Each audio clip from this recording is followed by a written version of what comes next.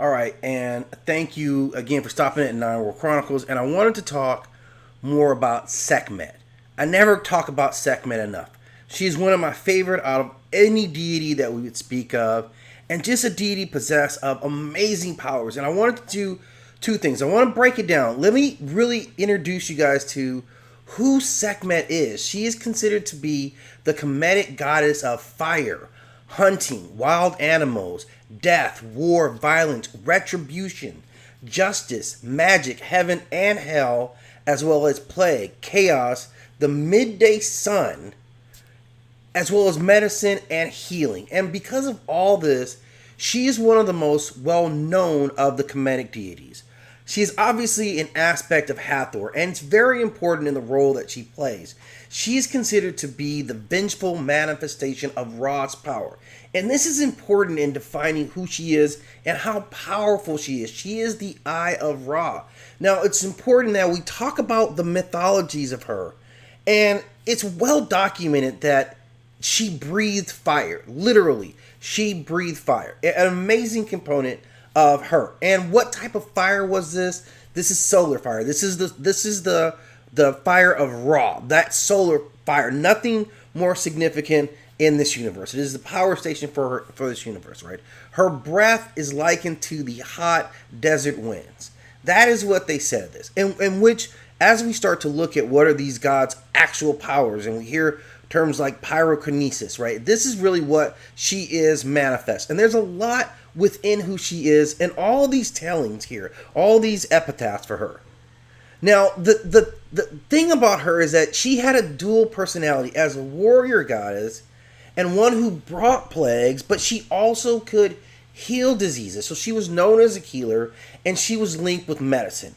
And what these things tell us is that at this time, her association with medicine and healing was access to advanced knowledge, right? She was tapping into sacred knowledge in the healing process. And her initial priest went on to typically be doctors. That's kind of the role that they played in a healing aspect. So we see her in a variety of ways. Again, a massively powerful being that can breathe fire, breathe solar fire, right?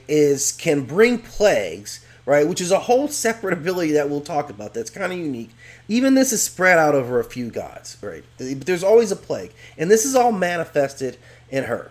But the main aspect of this deity here, this Neter, that we don't often talk about is what her crew around her was like, right? This is the mother of Mahis. And Mahis, as you may know, was the god assigned to protect the Nasut, the lion-headed deity. He was tasked with being the protector for the Nasut. So she manifests part of that, as this is her seed, and he plays this role. She's also linked to rebirth, a protective goddess of rebirth. She is called by so many names, right? She is called the mistress of dread. She is the lady of life, conversely. She is called the bloodthirsty, the one who loves Ma'at and the one who detests evil. She is the lady of pestilence, or the red lady. She is the mistress of the tomb. She is the gracious one, the destroyer of rebellion. She is the mighty one of enchantments. Wow. She is the mistress of Atawe, the life of two lands. She is called the lady of bright red linen. She is called the lady of flame. And she is placed upon the uraeus, or the brow. She is that. When you see that cobra, this is manifesting her power, right? This shoots flames at the enemy. She has mastery over the overall solar power. She is the lady of the mountains and the setting sun. She is the watcher and the guardian of the west. All of those things combined, if you think about the sheer power of what is at her command and her will and her intellect, this is an amazingly divine power. And something that we never talked about were the demons of Sekhmet. And yes, you can see as pictured here, she has a retinue of demons, okay? Now, ancient Kemetic beliefs don't talk about demons very much. They don't have a lot of track record of demons being exemplified in the Kemetic beliefs, right? So what's not really written about much is the demons that existed in the Kemetic pantheon. Now, there weren't a lot of demons that are really written about much in Kemetic mythology at all. If we mention some, it's going to be like Ammit, some that we know are in demonic positions, but we didn't really see demons depicted in their drawings or in even their texts until like the Middle Kingdom, right? So the early part of it didn't necessarily talk about demons, although they are associated in the Kemetic belief system. And here's how they were seen. In this world, demons were either guardian demons or they were wandering demons. And that was typically what the two associations were.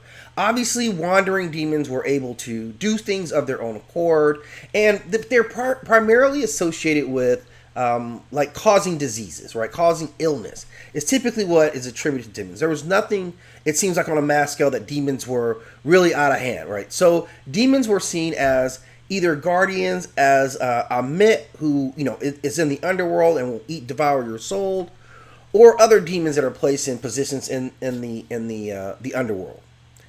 So she is associated as being the master of the wild demons. She was designated as the chief patron of these wandering demons. And throughout massive funerary texts, there are accounts of her demons there that counted maybe as high as 180,000 demons that were at her command. And this is something that has been linked to Sekhmet since some of her earliest writings.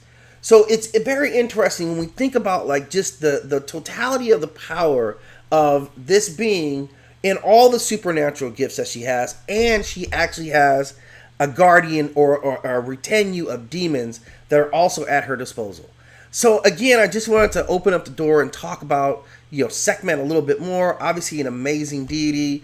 As always, if you have more to add to this piece, particularly on the demon side of it, please do so in the comment section. And as always, please hit that like and subscribe. And if you have an opportunity, hit that notification bell so you know when new videos are going to drop.